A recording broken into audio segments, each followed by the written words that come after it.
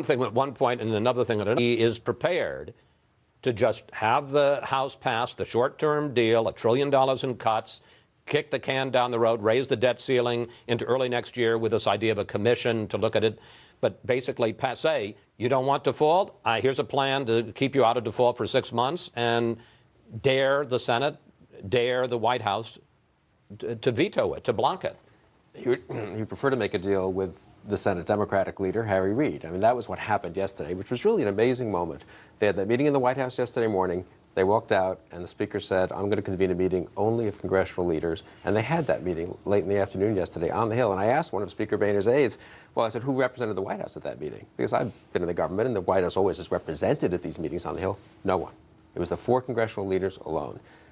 They have decided, and I think Harry Reid sort of believes this, though he can't quite say it, that President Obama and Secretary Geithner are part of the problem, not part of the solution. And they are now going to try to work out a deal on the Hill, cutting the president out. I think Boehner would certainly prefer to get a deal with Harry Reid. Pelosi's putting pressure on him. It's hard, where they can get this 2-stage agreement, the $1 trillion first with spending cuts, a second $1.5 trillion that would be mostly spending and entitlement cuts, some revenue increases that don't come from tax hike increases, and do that in 2 stages with 2 votes, the second vote sort of guaranteed so that markets don't get all disrupted.